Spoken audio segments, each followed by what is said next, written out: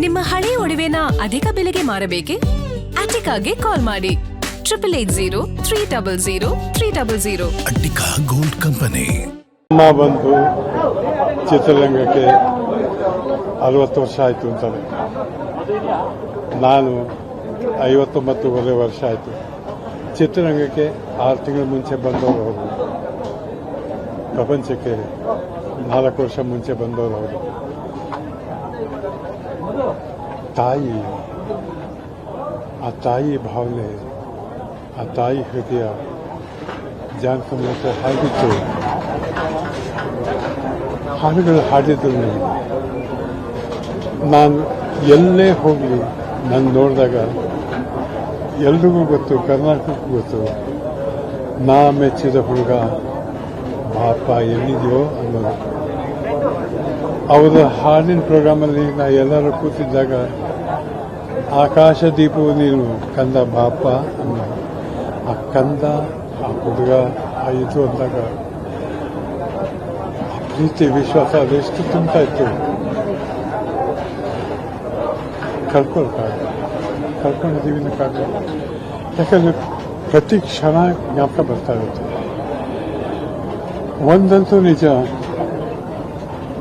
ನಾ ಏನೇ ಹೆಸರು ಮಾಡಿದ್ದು, ನನ್ನ ಸಿನಿಮಾಗಳಿಂದ ನನಗೆ ಆ ಹೆಸರು ಬಂದಿದೆ ನಿಜ.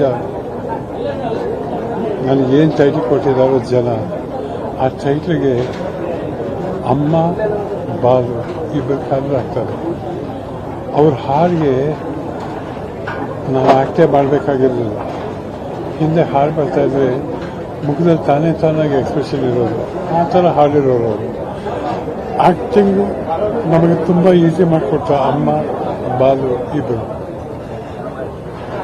ಎಷ್ಟು ಯಾವ ಹಾಡು ದುಃಖದ, ಸಂತೋಷದ, ರೊಮ್ಯಾಂಟಿಕ್ಕ ಯಾವುದೇ ಆಗಲಿ ಅದಕ್ಕೆ ತಕ್ಕ ಹಾಗೆ ಹಾಡ್ತಾ ಇರೋರು. ಇವತ್ತು ಆ ಹಾಡುಗಳು ಕೇಳ್ತಾ ಇದ್ದಾಗ ಸತ್ವದಲ್ಲಿ ಮಾತಾಡ್ತೀನಿ. ನನ್ನ ಹಾಡು ನಾ ಕೇಳಿದಾಗ ನಾನು ಜ್ಞಾಪಕ ಬರೋಲ್ಲ. ನನಗೆ ಅಮ್ಮನ ಮುಖ ಜ್ಞಾಪಕ ಬರುತ್ತೆ, ಬಾಲು ಮುಖ ಜ್ಞಾಪಕ ಬರುತ್ತೆ. ಹಾಡುವಾಗ ಅವ್ರು ಹೇಗೆ ಹಾಡ್ತಿದ್ರು ಅದೇ ಜ್ಞಾಪಕ ಬರುತ್ತೆ. ಅಮ್ಮ ಮೈಸೂರಿಗೆ ಬಂದಿದ್ದಾರೆ, ನೋಡ್ಬೇಕಾಗುತ್ತಲ್ಲ ಕಂದ ಅಂತ ನಂಗೆ ಫೋನ್ ಮಾಡಿದಾಗ ಆದಷ್ಟು ಬೇಗ ಬರ್ತೀನಮ್ಮ ಅಂತ ಹೇಳಿದೆ. ಹುಡುಗರು ತಪ್ಪು ಮಾಡ್ತಾರೆ. ಅಮ್ಮ ಕೇಳಿದಾಗ ಬಂದ್ಬಿಡ್ಬೇಕಾಗಿತ್ತು, ಅಮ್ಮನ ನೋಡ್ಬೋದಾಗಿತ್ತು, ಮಾತಾಡ್ಬೋದಾಗಿತ್ತು. ಏನು ಬಿಸಿ ಬರ್ತೀನಿ ಅಂತ ಇದೆ. ಆದರೆ ಇವತ್ತು ಹೀಗೆ ಬರಬೇಕಾಗುತ್ತೆ ಅಂತ ನಾನು ಅನ್ಕೊಂಡಿರಲಿಲ್ಲ. ಅಮ್ಮ ಎಲ್ಲೇ ಇರಲಿ, ಹೇಗೆ ಇರಲಿ, ಎಂದೆಂದಿಗೂ ನಮ್ಮ ನೆನಪಲ್ಲಿ, ನಮ್ಮ ಹೃದಯದಲ್ಲಿ, ನಮ್ಮ ಮನಸ್ಸಿನಲ್ಲಿ ಚಿರಸ್ಥಾಯಿಯಾಗಿರ್ತಾರೆ. ಅಮ್ಮನ ಆತ್ಮಕ್ಕೆ ಶಾಂತಿ ಕೊಡ್ತೀನಿ.